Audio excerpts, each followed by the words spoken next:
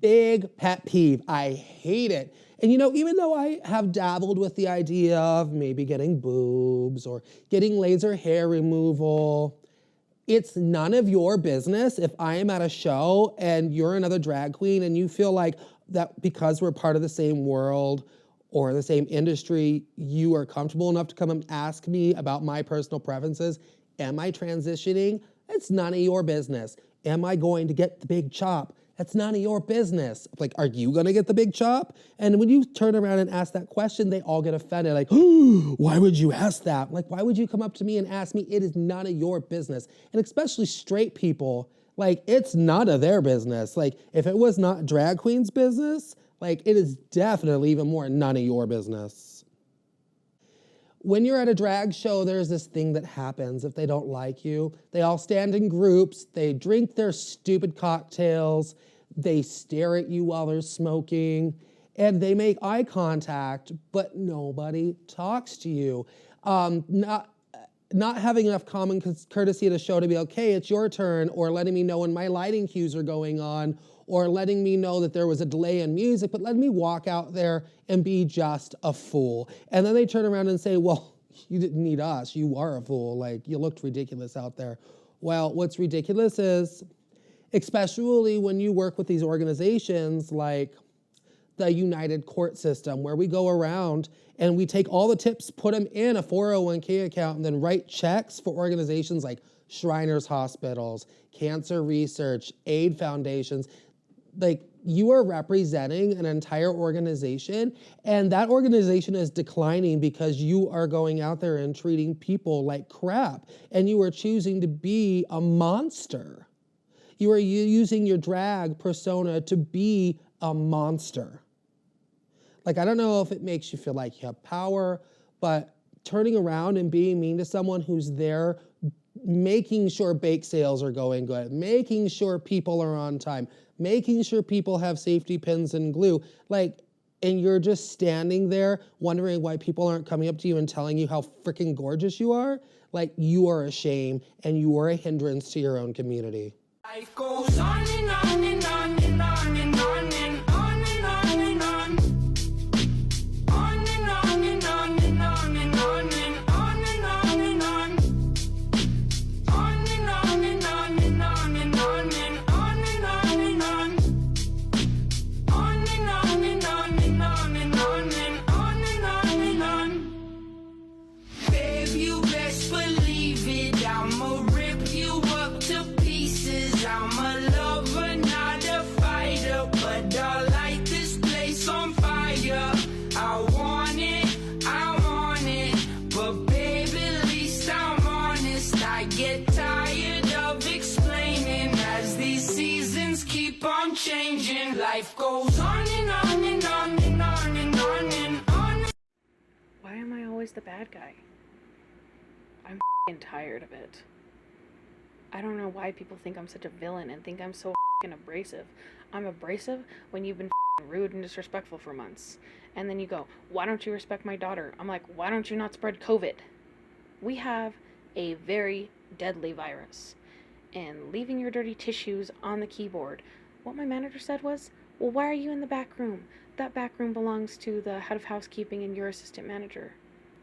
Okay, I'm not white. I am not cis. And I am not straight. That's what everyone seems to use against me, that I'm some cis, het, transphobe, whatever, white bitch. I can't do this anymore. It's literally bringing me to my breaking point. My manager told me today, basically, that I don't deserve breaks at all for an 8-hour shift. I have plantar fasciitis, I have nerve damage in my back and in my arm, and right now I am in so much pain, I don't know if I can stand very well. I am dying in pain. I am on my period, and I am in so much pain that I'm like about to start crying. And nobody cares. Nobody has ever cared about me. People always villainize me. What do I do to people to piss them off so bad? Okay, so in the drag community, if your makeup, there's this thing that they say, I'm on point or I'm on fleek. Don't really consider them on point or on fleek because they all look like clowns. So when I do my makeup, I present a very, very vintage face. And beauty standards haven't changed for women. So like when I say a vintage face, it's very much like what you would expect a woman to look like a very beautiful, soft, picturesque face. And for drag queens, they find that threatening. And they've always called it, for the past 40 years, they've called it tranny face. In the 80s and 90s, they called it fish. Like, and that's a bad thing. And they always tell me, you look too fish. Or, there's the tranny face, as if that was supposed to be hurtful or demeaning. But really, I think there are some transsexuals, and yeah, I'm going to use the word transsexual. I don't care if you like it or not, and I know it's not PSA, but there are some transsexuals that look amazing. Like, you can't even tell the difference. And that's offending, especially when you go into the world of drag. They find that threatening. And if they find me threatening, it's not my problem. I just want to be pretty.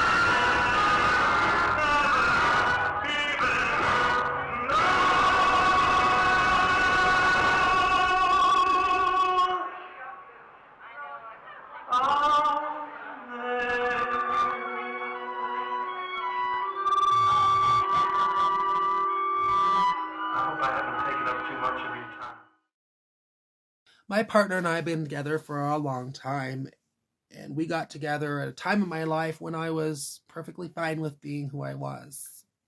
He slowly watched me deteriorate and lose all of my self-confidence. He doesn't have body dysmorphia. He's masculine.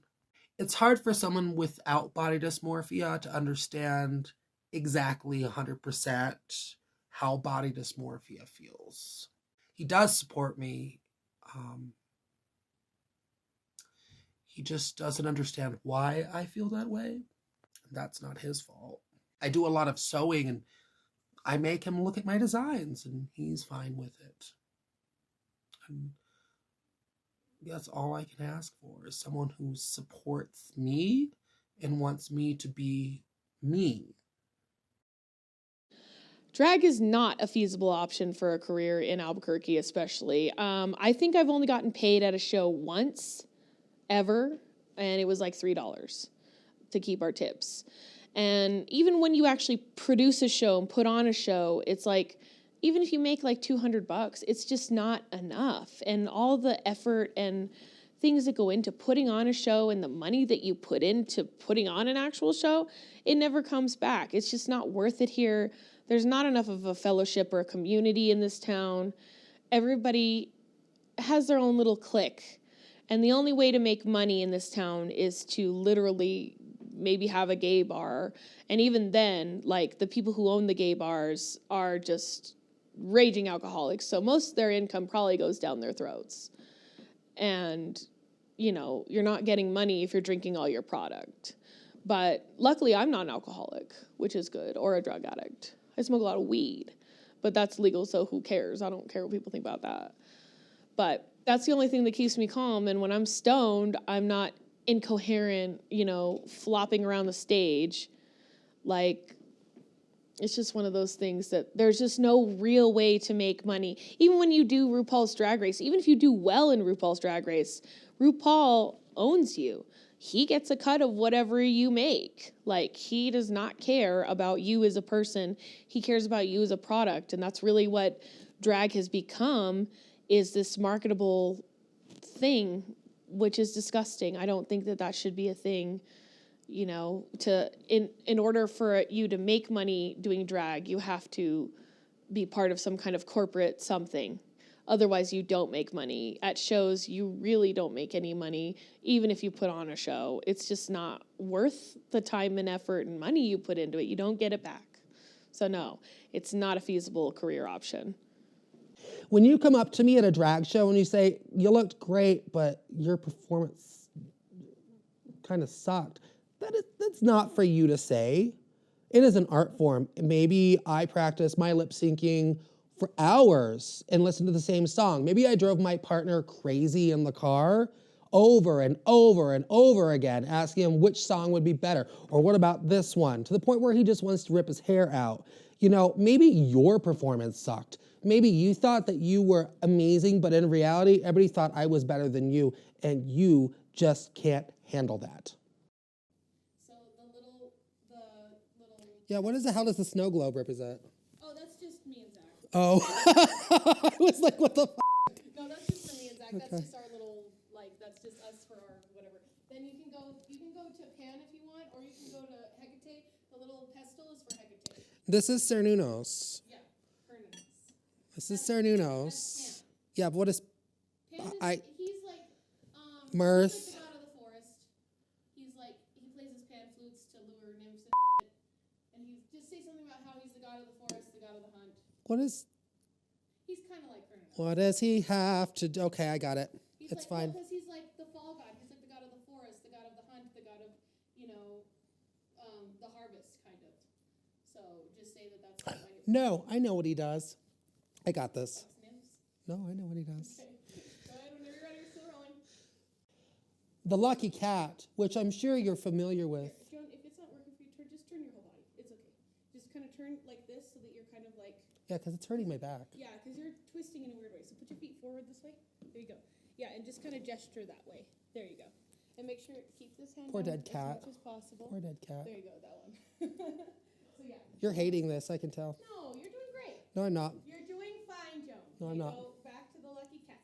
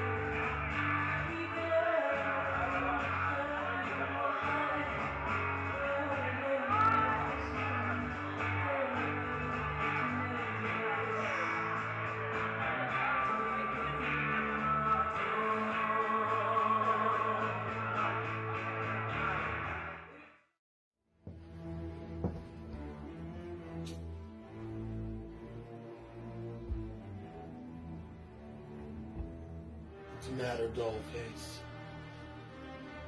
I need your help, Sam. So you came to me? Of course I came to you. You know Jimmy. He's a hothead. If he finds out... Don't worry, Angel. I'll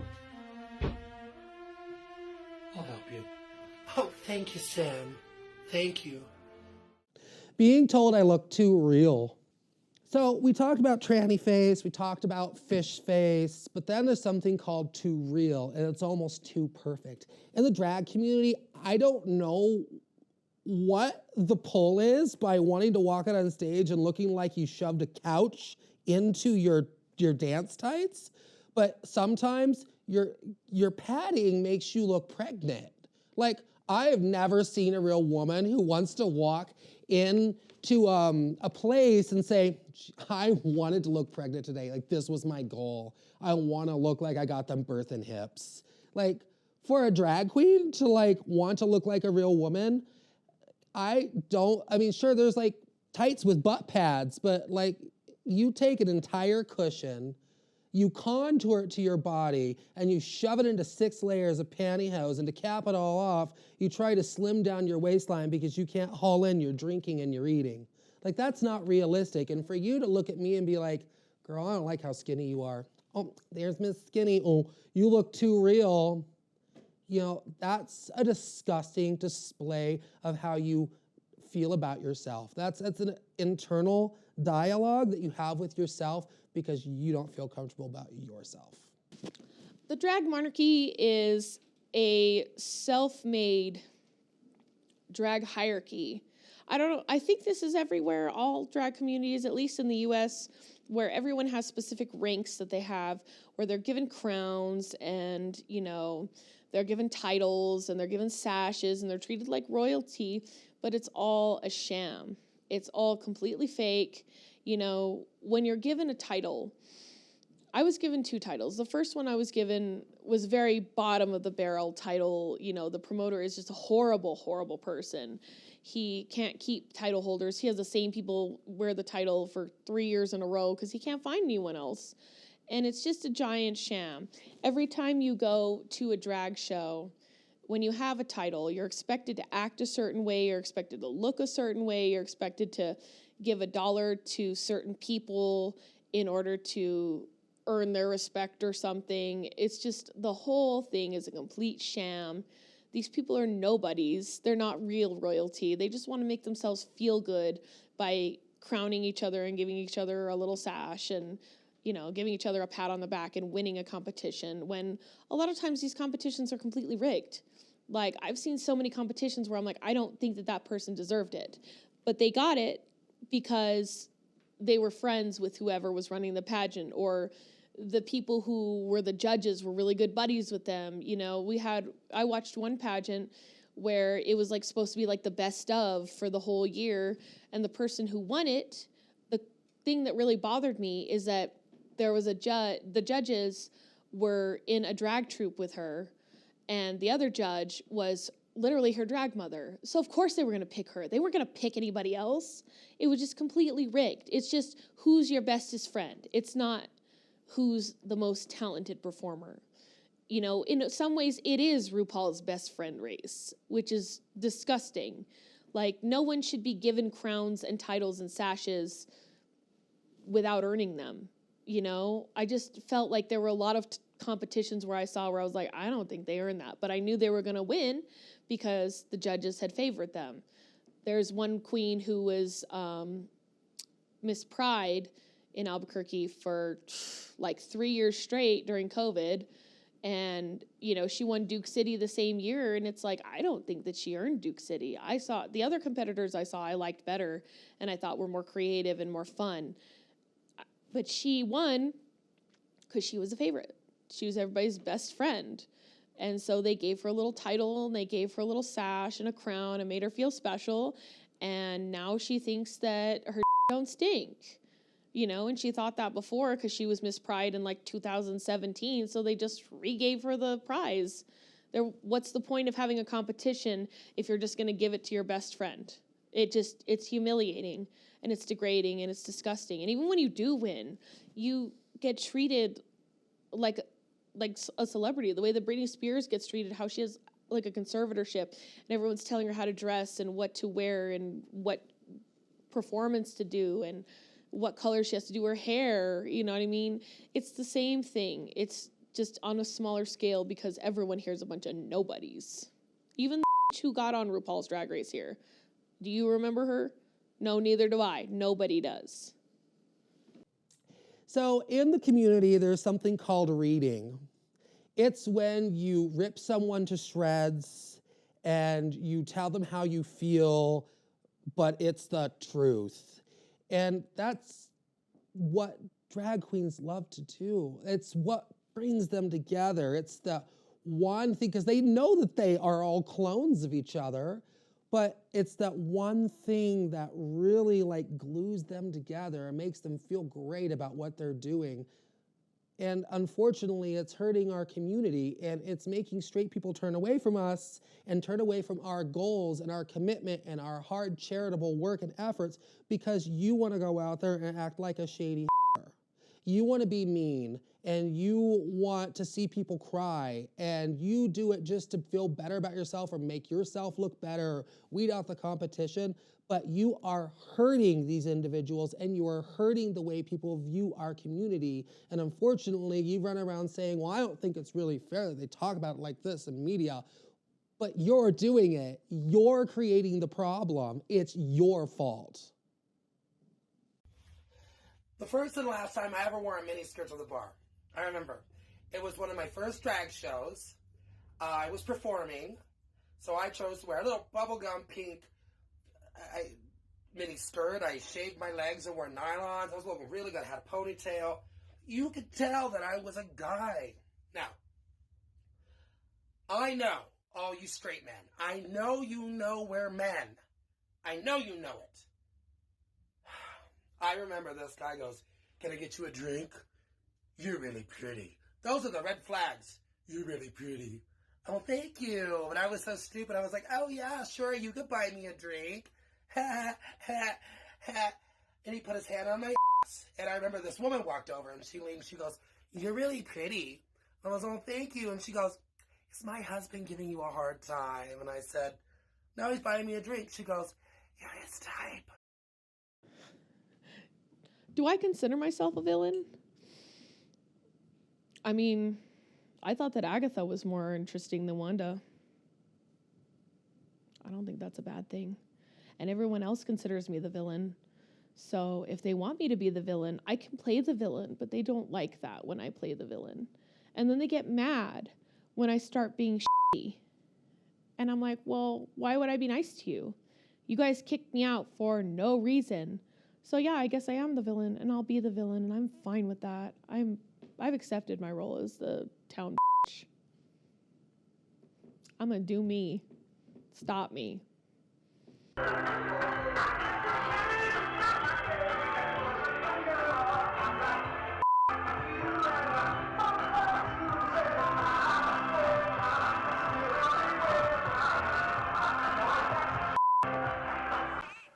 the bad guy.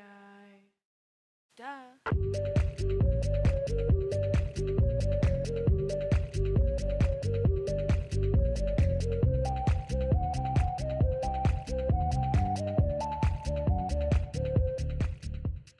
The only thing I've ever wanted to do with my life is create fabulous dresses for people. Now in my 30s, I just have come to believe what they always say. I'll never be successful and no one will ever like your dresses. I would say I still identify as queer.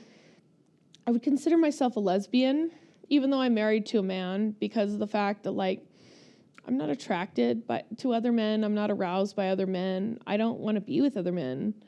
You know, I have one guy that I want to be with, and that's it. He's it for me. You know, he's wonderful. He treats me so well. You know, he gives me everything I need. I don't want to be with another man. But I am very attracted to other women. You know, I want to be with other women, and having an open marriage, as long as there's communication and as long as there's an agreement and an understanding of where everyone's coming from, you know, he's really let me explore my sexuality and my identity, and I really appreciate him for that. He's so wonderful for letting me do that, he gets jealous, but that's just because he's a Pisces and a baby. But deep down, I think he understands that, like, I'm not doing it to hurt him. I'm just doing it because I feel like there's something missing, that I don't have, like, a girlfriend in my life. And so, you know, I've always wanted to be with women, but there's just not a whole lot of gay or bi women in Albuquerque. This place is terrible. It's so dry. The is like the Sahara out here. But I would say I identify as a non-binary lesbian, even though I'm married to a man, which is fine. Because if you don't like it, suck my dick. Being a type. Now, this is on different levels. So in drag queen world, you've got to be 6 feet tall. You've got to have big hair. You've got to look like you slept in your makeup. You've got to look like almost like a disgusting fool, and that's the type. Like, so big and exaggerated that it's not even pretty. That's the type. In straight world, you gotta not be too prissy. You can't be over flamboyant. You can't run around hurting people. You can't say how you feel. And that's the type. In the gay world, it's either you are prissy and feminine or you are masculine. But it doesn't matter who you are because people are so into themselves that they're just quick to be like, you're not the type. So it doesn't matter if I act gay, I would be as gay as I want. It's none of your business. And it is not your place to call me out and tell me that people aren't going to respect me. Because maybe I have more respect for being who I am than you. I already covered this one. However, I've had other drag queens. So during the day, they have jobs. At night, the drag queens. They're really famous. Everybody knows them. I wish I could say her name, but I won't. Because I pride myself on being the bigger person and having more respect for them. Like, show them love when they've showed me hate. But I think princess is a term that came from somebody that didn't like the fact that this individual was femme, and then she uses that to make other people feel bad. And I don't need her emotional baggage weighing me down, because her emotional baggage, none of my business.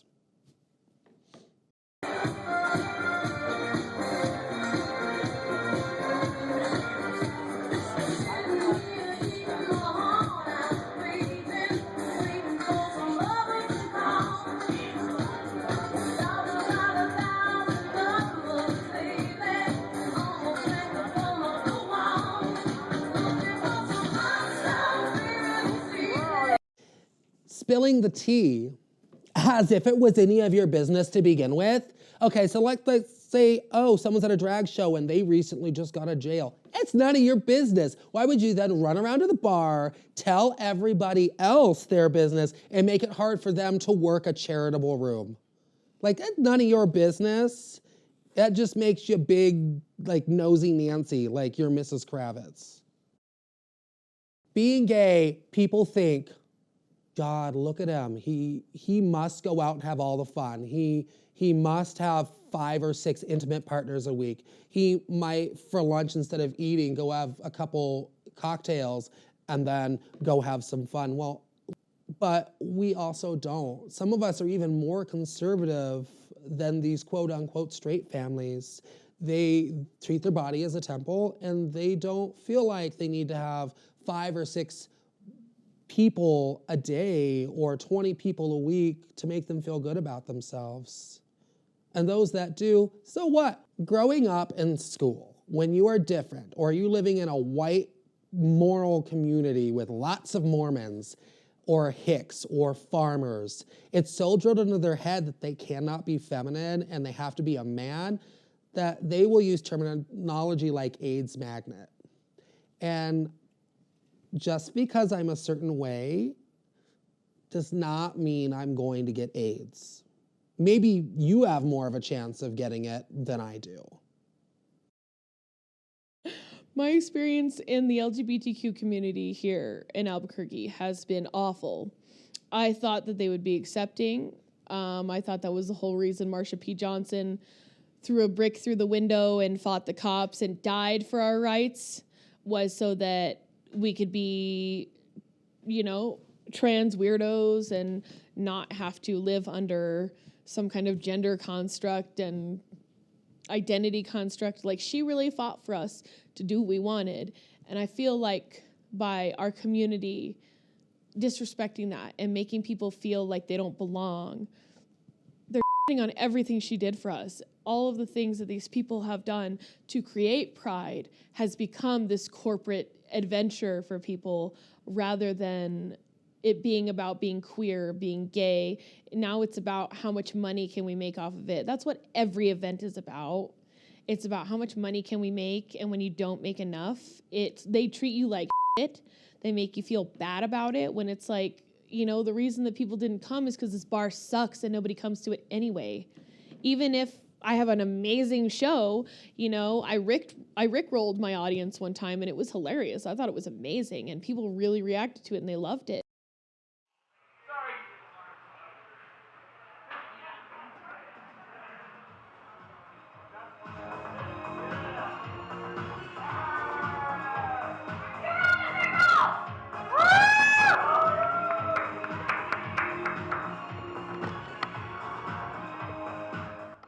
Even when you have a good show, even when you have a lot of turnout, the owner of the bar will still tell you, oh, well, you didn't make quite enough in sales, so you didn't get any of that back. So I may have to put you on probation. Like, that's how the community is. It's very cliquey. It's very like you have to lick the feet of the people who are in charge or who think they're in charge, when really they're not in charge of anything.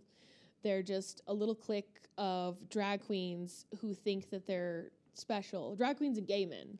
Because there's only really like one lesbian in the mix of any of that. And, you know, women are just, especially people who are AFAB, like me, who are just not treated with the same respect that drag queens and gay men are. And I think it's because gay men are just not interested in us. And as much as we want to believe that we have equal rights, we really don't. Even in the gay community, we do not have the same rights as any of the gay men. We don't have any of the same respect. We don't get treated the same way. We get treated like we're lesser than because we have a vagina and tits. And when you're married to a man, you're definitely not gay enough, which is ridiculous. There shouldn't be any gay enough, straight enough, queer enough, trans enough. But that's our community. That's the reality of it, is that there's so much clickiness and so much like just bullshit that you have to deal with in order for people to respect you at all or to even notice you. That if you make one little move, like they were trying to say that I was appropriating gay culture, and I'm like, well, I'm gay. Like, I am gay as fuck. Real gay. So how am I appropriating your culture when I'm gay? Like, that makes because I'm married to a dude? That doesn't make any sense. Like, you can be married to a man and still consider yourself gay and still consider yourself non-binary or trans. There's nothing, where does it say that that's not right? And the other thing that really bothered me is that they respected my husband more than they respected me, when it's like, he's not even gay. And when they would hit on him, it would really upset him and make him feel very uncomfortable. That is a real thing when they have this like fetish of like, oh, well, we're going to take your man and we're going to make him gay. And I'm like, no, honey, if my man was fucking you, it's because he was already gay. There's no turning him gay. That's not a thing. So stop trying. There's this notion, and a lot of people say that it's in the Bible. Well, that's a mistranslation, and I love history, so do some historical research before I use the Bible to then roll us into this class of degenerates. There are people who choose to make bad decisions. They are degenerates. But not everybody who's gay is a degenerate. We have morals. We were raised, in some cases, by ultra-conservative families who have great morals, who do the whole family thing. I don't think I'm living in sin. And for you to come up and tell me that I'm going to go hell because I'm living in sin, it's not your place to say. And promiscuity feeds into this sinfulness, and just because someone is promiscuous does not mean I'm promiscuous, and it definitely does not mean I'm living in sin. I wake up with my partner, I have coffee in the morning, I go to bed, we sleep, I wake up, we have a life. But it's the same thing that you guys are doing every day. I just choose not to do it with a woman, and that does not make me sinful. I blame the AIDS epidemic for this. Not the people who got AIDS, but I blame the whole epidemic and how it was handled. And there's these groups called Focus on the Family. They take their ultralistic Bible views and they really drive them home and tear apart these non-conforming families.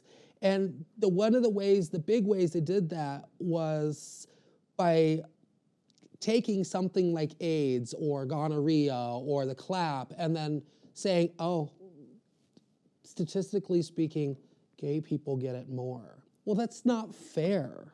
And so there's this notion like, oh, he must be dirty. Honey, don't talk to the dirty guy. Like, it doesn't make me dirty or unclean. Like, do you see a bell around my neck? Do I have to shout unclean? No. And for the record, I'm one of the cleanest people I know. I scrub my skin until I bleed. I always try to invoke spirit with a picture. Sorry, hang on. Let me turn off your ringer on her. Is there someone calling? No, it's just TikTok. I've turned down my volume, so fuck my phone. Sorry, cut for a second. So it's September 6th, 4:27 a.m. I'm doing night audit at this hotel that I've been working at. I had a weird dream while I was sleeping, getting ready for my night audit. I remember the situation where I had some friends named Byron and Marissa, and they were roommates for a long time, and they were really good friends. And then they realized that they were in love with each other, so they got together and they got married or whatever. When they first got together, Byron was convinced that I was trying to like steal him away from Marissa, and that was never the case. By that point, we had been friends for a long time, and so in my dream, it's like, I don't know if they're still telling people that like I tried to steal him away from her, but he's so gross. I would never him again. And in my dream, I was like, what kind of monster do you think I am that I would do that to you and your wife? Like, I've been with Zach a year less than they've been together. You know, I mean, we've been together for a long time. Like, why would I be interested in you anymore? And I feel like they're still hung up on that, and they think that that actually happened, and it was totally a fallacy in their heads, and they're idiots. But that's the kind of that people in the community say about me, that I'm just this monster. I'm sure somebody has said I'm a pedophile, which is not even close to true. Gross. It's like, I'm so tired of people talking shit about me. I didn't do anything, really. And when I was dreaming about it, and I was asking them, like, what kind of monster do you think I am? Like, that's the kind of monster they think I am, and I don't get it. You know? People have said that I've sexually assaulted people in the community. Never happened. They're liars, and they're known liars, so everybody knows that they're lying about it. People think that I'm this thing that I'm not. A vile creature. I mean, people just don't like me. And I don't know what I'm doing. I'm not a monster. I'm so tired of being alive in this society where nothing gets better.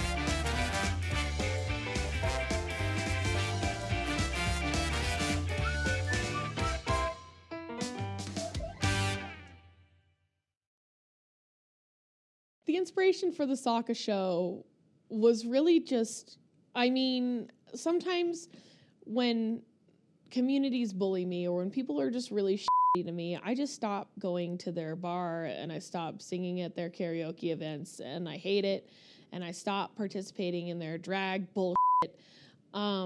And when COVID hit, we couldn't do that anyway. So we heard about this channel in town, the Public Access Channel, and we found out that it was free to film. And I mean, we've always been creative. And so my friend and I, we had this other friend. He is a drug addict and a prostitute, male prostitute. And, you know, I never really respected him, but I liked hanging out with him because we had some fun times. So he introduced us to the Public Access Channel. And the character of Sokka actually is totally a dig on him. Just like the way that he lisps. Yeah, the way that he lisps and does a lot of drugs, does poppers constantly. Like the way that he's just a giant, she's a giant like giant just fuck anything. Like that's definitely that guy. And really that's how it came about. It was literally just, we just wanted to do something creative and we wanted it to be stupid as because it's funny. Like we just did whatever we thought was funny.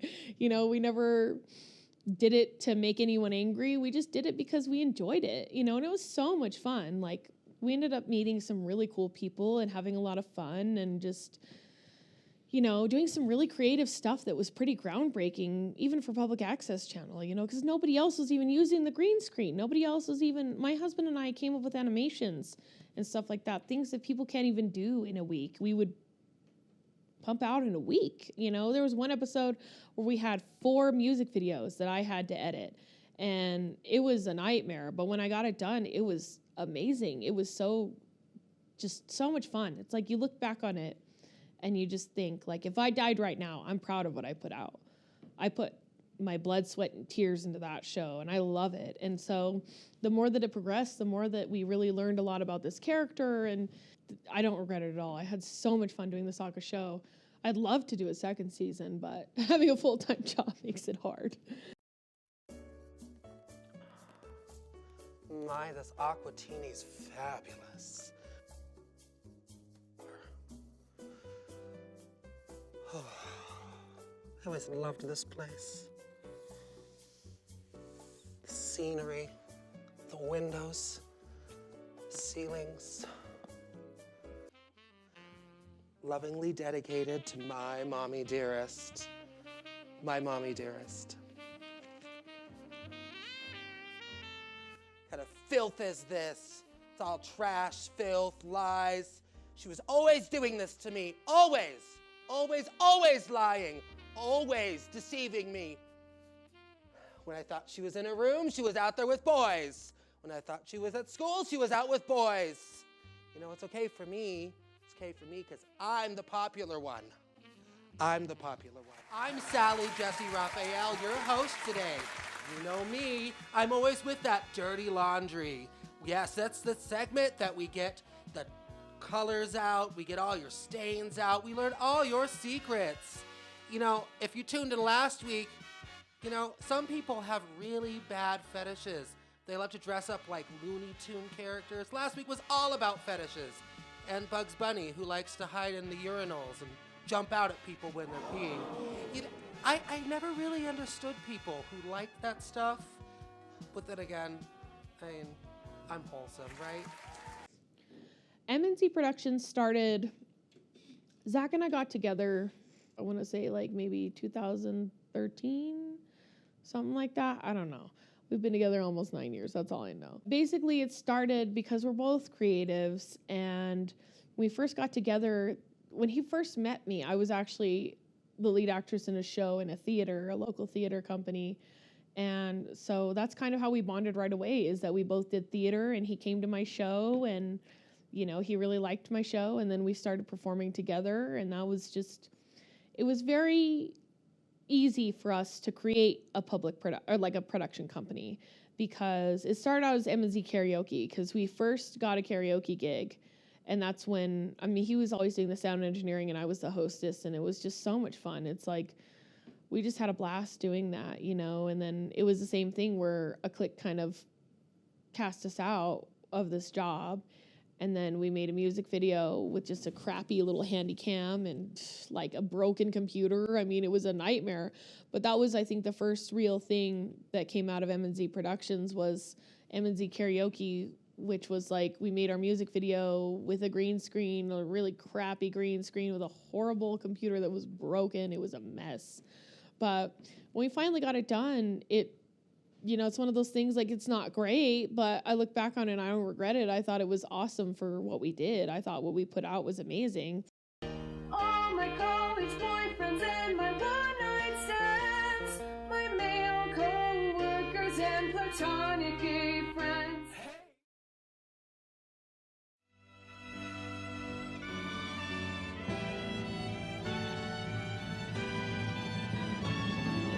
No pain could be deeper, no life could be cheaper, no point anymore if I can't love her. No spirit could win me, no hope left within me. Hope I could have loved her and that she'd set me free. But it's not to be if I can't love her. Let the world be done with me.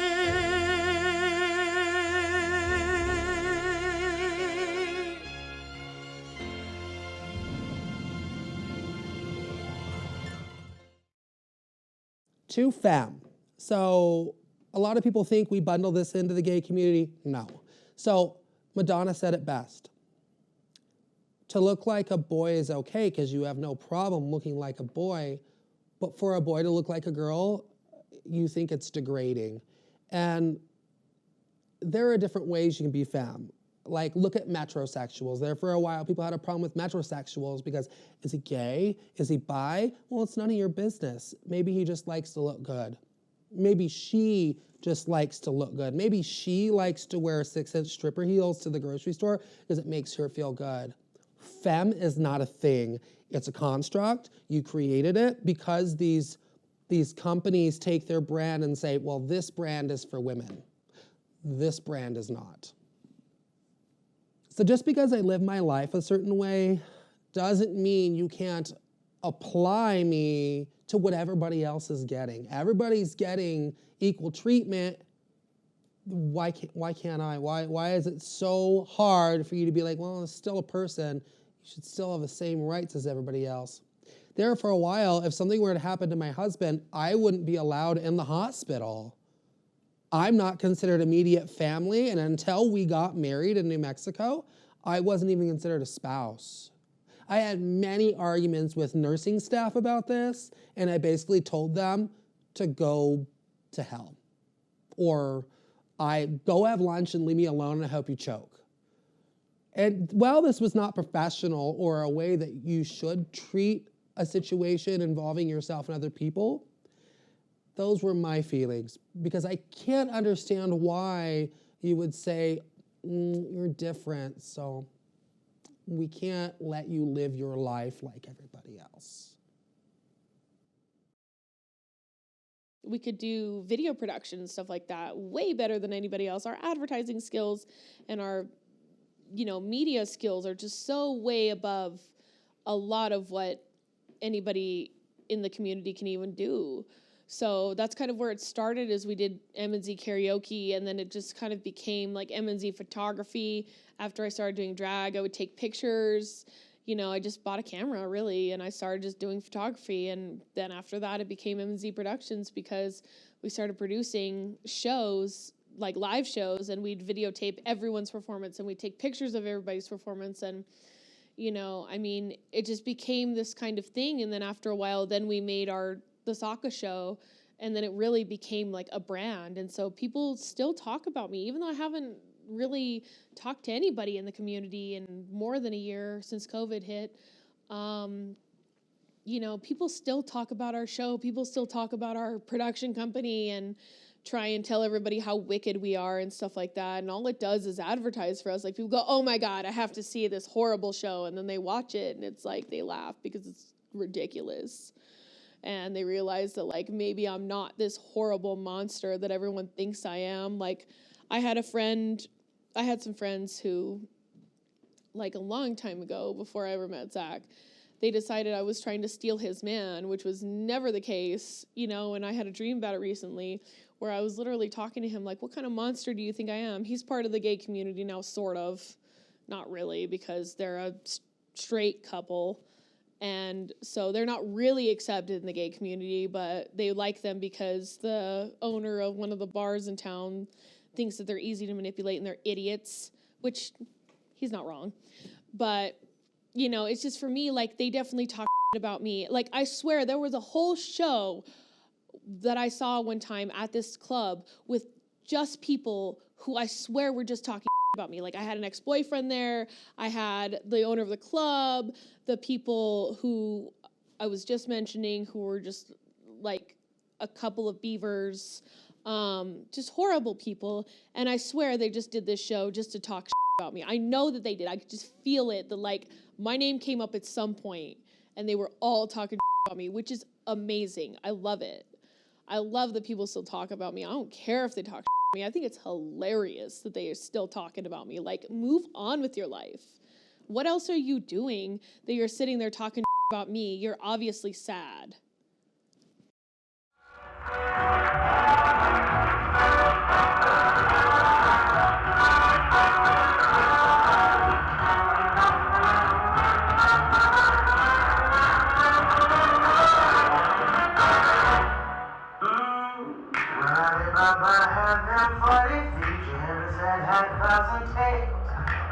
You're in luck 'cause up your sleep. You got a brain of magic, never fails. You got some power in your corner now, so heavy ammunition in your can. You got some punch to zap, yeah, who and how. All you gotta do is rub that lamp and I say, Mr. Robinson, what will your baby be? Let me take your heart and jot it down. You ain't never have somebody on my mind. I was raised in church. At one point, I was told I can't even join the choir because God doesn't like gay boys singing. You know, that's disgusting to me. All I wanted to do was sing the songs I loved that made me feel good about myself. And here you are saying, I'm glad that you're here every week, but God doesn't like gay. And that's the stigma. That's what it is. You want to have this beautiful relationship with something out there that makes you feel good and makes you feel loved, and you have his quote-unquote best servants ordained by God tearing you down and telling you that you can't have that relationship. Dogma in itself has been created by people to have one of two outcomes. Either it tears something down and creates something new, or live in something that is better for people. And they use that every day in our lives. They say, it's not okay to do that, why don't you do this instead? Or, we like that you do that, but we're just gonna tweak it a little way, just a little bit. Just make it acceptable. And that's dogma. But you take all of that and then you put it on a person and create this stigma to where, if I act like that, 6 people are going to beat me up, or I might get stabbed, or I don't feel safe because you have decided to teach me that it is not okay to be this way. Sexuality. People immediately think dirty, gross acts, or degeneracy, or pornography, or all those things you associate dirty grossness with, but that is a stigma. And unfortunately, people are like, okay, kids, this is gay. You see that character, you can't watch that. Like, growing up, the only reason I got to see All Dogs Go to Heaven and Fievel Go West, an American Tail, is because my mom's brother, who was an ultra-Christian conservative, said, I sent you some movies in your care package this month because my kids can't watch them because they have gambling and prostitution. So because it wasn't okay for his kids to watch it, it was okay for me to watch it because my mom didn't lead an ultra moral life like he did. And so it's the same way with sexuality. They say, oh, well, you know, he doesn't like women, so you can't. Or like, oh, she's a lesbian. You can't, like, you can't. You can't just sit there. That's where the other hostess sits. Oh, well, she's not here right now. And You're damn right she's not here right now. So, madam, tell me what makes this restaurant so disastrous. Shh, shh, shh, shh. You're gonna wake her up. Wake who up? Shh. You're gonna wake her up. Okay. Help! Oh my God, help! Now look what you've done. You woke the other hostess up. God. Now we're gonna have to let her out. Hope she doesn't have Sylvester the transvestor with her. Hi guys, it's Oh my me. God. How you guys doing? Oh my God, I'm Gordon Ramsay. It's Gordon Ramsay. Oh my God, I'm your So biggest as you were fan. saying, It's like, oh my God. what were you saying? I love you. What were you saying? I love you so You were much. asking me how bad the restaurant is? Yes, right. This is the perfect place. This is absolutely the biggest disaster I've ever seen in my life. Why don't you tell T.T. Ramsey, whatever the hell he thinks he is, who this is? Sylvester. This is our owner. Just stand Lovely up. to meet you, sir. Stand up. What's Stand your up. I came from Colorado. Okay, it's a hodgepodge to see how they lived on a day-to-day basis. Moving to New Mexico, especially in our little town, they're like, oh, well, who are you related to? Whose son are you? Whose grandson? Hey, are you related to this person? They automatically think that you are a part of that culture.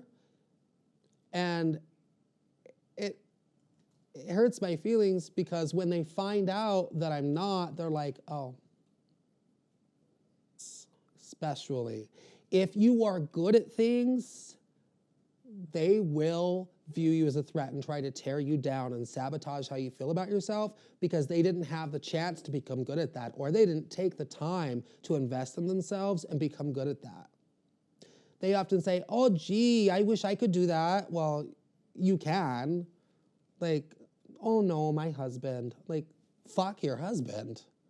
Like, who cares? If someone is holding you back, then you need to get rid of the trash and clean it up a little bit so you can have a better life, so you can do better things with yourself.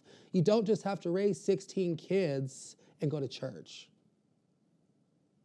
I have tried to do certain things in the community and in every community, and this one in particular, they've told me, well, if I don't like it, you should go where there's more people like you. And I was like, well, what is that supposed to mean? And they're like, you know, gay people. If you feel like people don't like you, you should go where people will like you. And I'm like, that's not okay. Why don't you go back? Why don't you just get out of my face? Hit me with your best shot. Fire away. Hit me with your best shot. Why don't you hit me with your best shot? Hit me with your best shot. Fire away.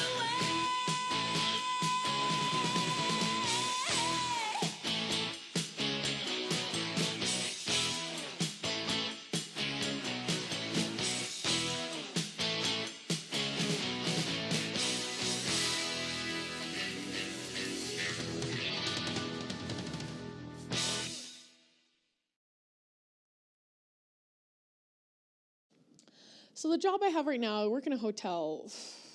I mean, it's better than retail and restaurants. I'll give it that. It's not the worst job on earth, but to me, it's like it brings back everything that I hated about the gay community, where I have a GM who's a gay man, and he will never respect me and never treat me right because I'm a woman, and he looks down on me because I'm a woman and because he doesn't want to me. And I'm like, well, that's fine. I don't want to you either. You're gross. but you can still have a mutual respect for me and talk to me like a person and not talk down to me. Even this morning, I was, I had just gotten off work doing night audit, and I was trying to take a little nap before I came in here today. But he called me and he goes, "Oh, I got your message and you said that you needed my email address and it's like literally all over the place. You could have just emailed me." And I'm like, "Well, I'm not there right now. And when I called you on Saturday, you weren't there. So is it really my fault? No, you're just being an asshole and you love talking down to me." But he, expresses a lot of nepotism towards the assistant manager who is a gay man. And it just feels like I'm stuck in that same swamp of bullshit that I was doing drag and being surrounded by gay men who will never respect me because I have a vagina and who treat me like I'm lesser than them because I don't have a to swing around, and really one of the clubs that we used to go to all the time had a bunch of glory holes everywhere. I found used condom wrappers in one of the back rooms. And it's just one of those things, like, I would never do anything like that, yet they don't treat me with respect. Like, if I had a penis, we might have a different conversation. But because I don't, a lot of these gay men look at me with just disdain almost, like, "You don't worship me. I'm a drag queen. You don't think I'm fabulous." I'm like, well, especially when you start competing with them. So my dream job, I guess, would be to be surrounded by animals, like with an animal sanctuary, and just maintain that and make money off it, because I hate working in a hotel. But working in a hotel, being poor is just, it's so hard when you have a child. My husband's trying to go to school now, and so I have to kind of carry the weight of the financial burden, and it's hard. But you know what? I don't regret it. I feel like I'm working towards something bigger. And I wish that there was something I could do where I could even just do video editing and stuff like that, but it's just so hard to break into this industry. It's such a man's industry. It's so cliquey. Not many women directors or producers or writers really make it big. Like, it's a very niche thing to be a female and to be a photographer or to be a director, producer. And because it's just such a man's world, and because the business end of it is such a man's thing, to be a woman in this industry, you kind of get lost in the waves. So it's hard for me to say what even my dream job would be, because honestly, my dream job would be staying at home playing Fallout all day and getting paid to do that. I would love that, to just sleep all day. Like, I'm so tired all the damn time. But, working in this job, it's not great, and it definitely doesn't pay enough for the bullshit I have to deal with.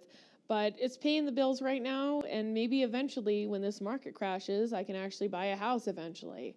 That's my dream job, is to live in a house and literally do nothing, surrounded by animals, and maybe be like in a fortress where no one can get in. Because I hate people. I'm such an introvert. I may be a performer. Like, I love performing. I like singing. I like dancing. I like being in front of an audience. But when I go home, it's so draining because I don't like people. I don't like crowds of people. COVID has been one of the best things that's ever happened to me and my family, because I don't like people, and I like having the excuse of not having to go to family parties. I don't like these people. They're assholes. They've always been mean to me. They don't accept me for who I am. And to not have to be around them and to have to make an excuse of like, "Oh, I'm not vaccinated yet," or like, "Oh, COVID, I can't come." Like, it makes life so much easier than having to just see people and smile and pretend you give a what they think, because I don't. So, I guess my dream job would be to stay away from people and be in a fortress surrounded by animals. That's my dream job. And I wish I could make money doing that. I've heard this several times in my life, phrased differently. I worked in a restaurant.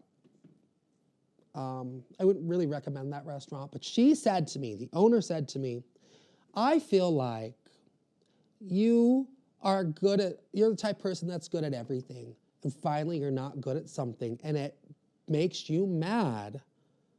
Like, maybe I am good at it, And she just doesn't want to admit that I'm good at it because I wasn't family. And there are lots of arguments about this, but it's unfair to me. Like, I'm just trying to work and make a living, and you're sitting down tearing me down. You're not even giving me constructive criticism. You're not even telling me how I can get better or what I should do. You're just saying I'm not good at it. And that, for a good owner, does not make a good business model. Again, employers, you know you sound better on paper than you are in real life, right? Like, okay, I'm sorry you don't like me or you feel bad about yourself, but like, screw you. You don't have the right to say that to somebody. I'm like, maybe you can't even read or write. Or maybe my voice in paper is stronger than the words I have to say to you and it makes you uncomfortable. But if it's making you uncomfortable, then I'm doing my job. There are very few job possibilities in our town, but being told that I can't work at a hardware store because I'm gay is asinine. And if you saw my resume, I could do anything I want with my resume in Colorado. People would love to hire me. Why? I'm great at setting up modules. I can read schematics. I have a great business model. I know how to drive point of sales. I can lead a team of 30 to 60 people on a daily basis without coffee. No problem. But for you to tell me that I can't work somewhere because of my sexual preference is asinine, and you shouldn't have that job. And yes, I did call corporate on them, and he got fired.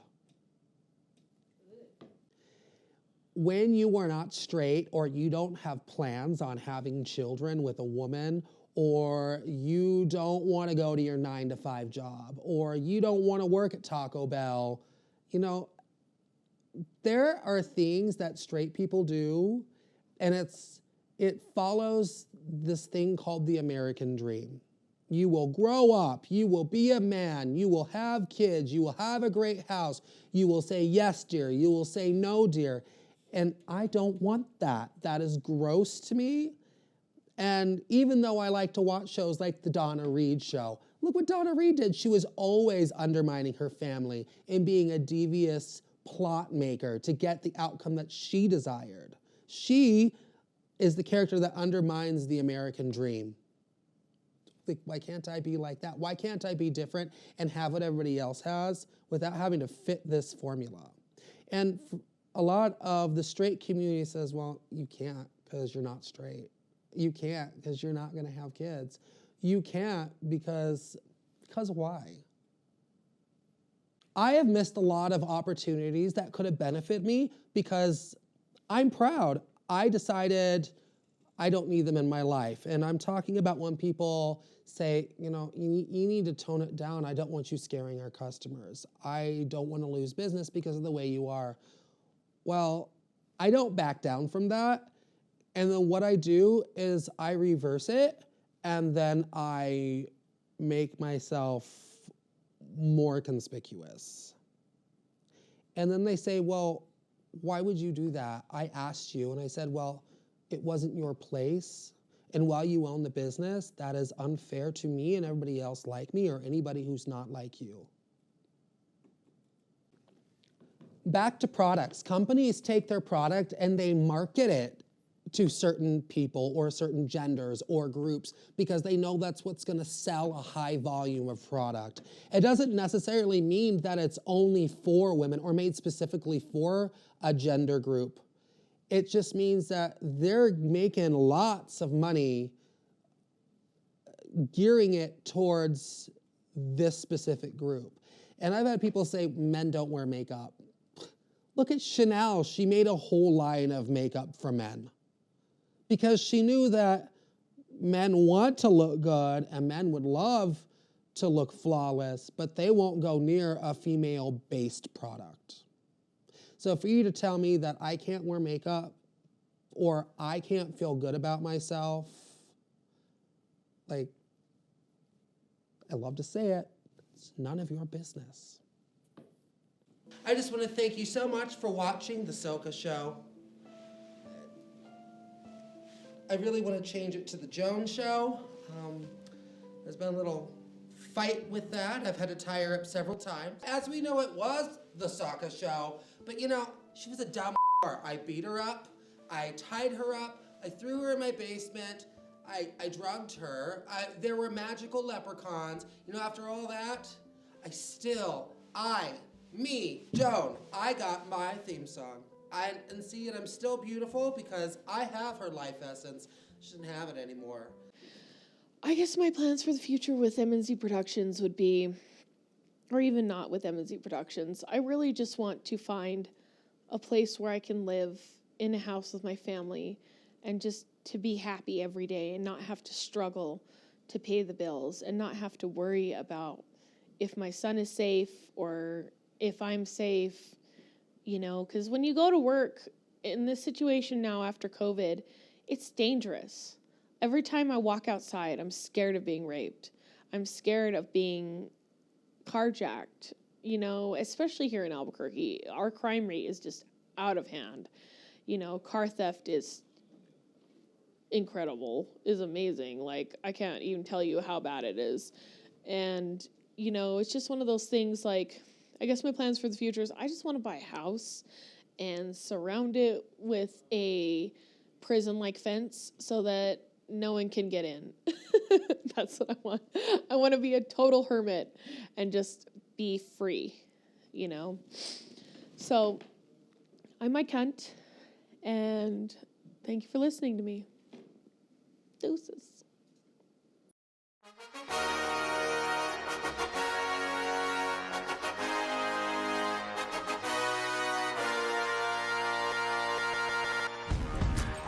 Are you ready?